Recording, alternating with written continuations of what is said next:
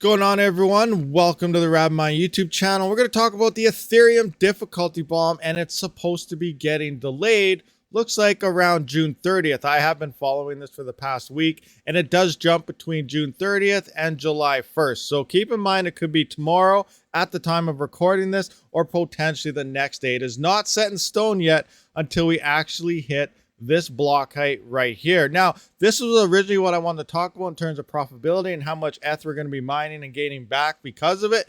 But then after looking at the numbers, this is also going to turn into a mining after Ethereum video because, guys, these numbers definitely don't look good. If you're up in the air and you're not sure how Ethereum mining will be, keep watching this video because it's definitely an eye-opener. I don't know how many times I got to try to point this out, but seriously, stop buying GPUs, guys. So what does the difficulty bomb do? As you can see here, it pretty much does what it says it wants to do. It slows down the chain. It's an artificial difficulty that makes the block rewards longer and longer to find. Now, averaging, we're around the 13-second mark. We do fall below 12 seconds at times, but usually we're sitting around 13 seconds here. And now you can see we are coming up to that 16-second mark. Now, the average block time right now is hanging out at around 16.37 seconds. So I put some numbers together just to see how much in terms of profitability, or I guess yielding, because profitability comes down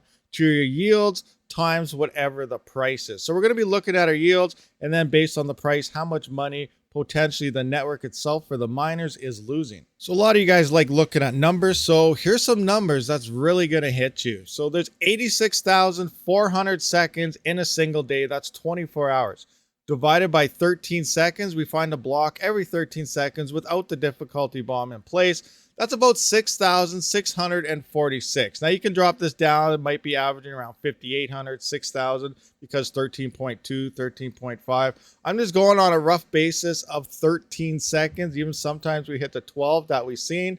And now currently with the difficulty bomb on, where we're sitting now at 16 seconds, 86,400 seconds per day is 5,400 blocks found per day. So that puts us at a loss of 1,246 blocks that we are not finding that we were finding before the difficulty bomb did go off. So we're finding 1,246 blocks per day with the block reward of about 2 ETH per block here. That is 2,492 Ethereum that we are finding every single day, and that gets distributed between the miners. Now, at the current price of $1,118 as of right now, obviously it's going to be constantly changing at the time of recording this video. This is the Ethereum USD price. That is $2,786,056 per day that Ethereum miners are losing. Now, not only is this affecting miners, that's what we're talking about, your revenues dropping, everything's going on, your yields, but obviously the users are being affected as well. That is the same amount of blocks. That's 1,246 blocks that users using DeFi, buying, selling, trading, whatever, are getting found each day less. So that means many less transactions are happening on the blockchain, which does increase gas prices. Now, obviously, we're not in a really busy time in the bear market, but if this was to happen at, like, say, a bull run, gas fees would be absolutely insane. Now, this is where things get very, very interesting, and another huge eye-opener that a lot of people don't really like to talk about. So this is what we're losing in terms of just the difficulty bomb alone. Like, in reality, we're not losing that much on Ethereum, but when we look at it this way, we're losing a lot, quite a bit here, but Ethereum is still the most profitable thing to mine currently on the majority of GPUs. But if we look forward, $2.7 million. Now, if we look at this article from a while ago, look at that. Every other coin added up, and this is at higher price margins than what we're currently sitting at right now. These are a lot higher.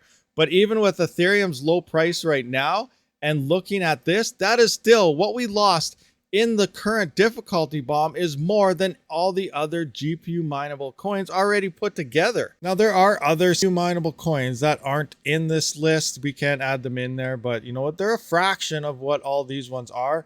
Also, ETC here, they have it at the 3.1. It did have a 5th inning. We're down to about 2.56 or so. Ergo recently had a reward reduction. We're down to 51, and it's going to keep dropping every 3 months. So this is going to be going down. But in theory, all these halvings and everything will potentially increase the price in the next future bull runs. But we still have to wait for that to happen to see.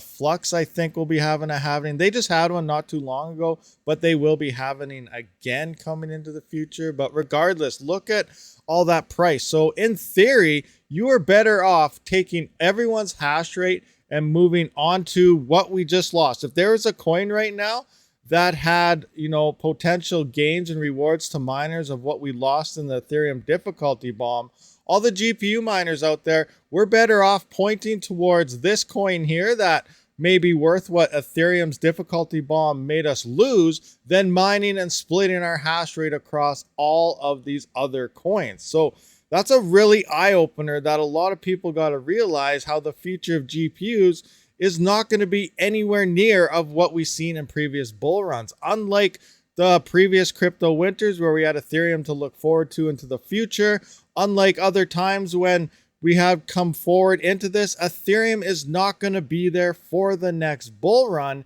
And that does make GPU profitability drop quite a bit. Now, it does come down to miners quitting. A lot of miners are definitely going to quit mining, and that's what it's going to take. It's going to take a lot of miners to quit to bring the profits up for everyone who decides to stay or keeps mining that hardware. So in my mind, this is a massive gamble to hope for. But in bull runs, we also see prices come up. So yes, we could see nice gains, maybe a 5 times, 10 times gain on Ergo, Flux, and these other coins. But again, depending on the hash rate that people who stay around, things are definitely going to change. This is going to be a crypto winter for probably a good 6 to 8 years. It's going to take a few cycles for these other coins to actually fully mature to make profits kind of decent. An ROI on a GPU now, we're probably going to look at a standard of at least anywhere between 2 to 5 years on GPU mining into the future, even with massive gains on these, because none of these coins, even with, huge gains,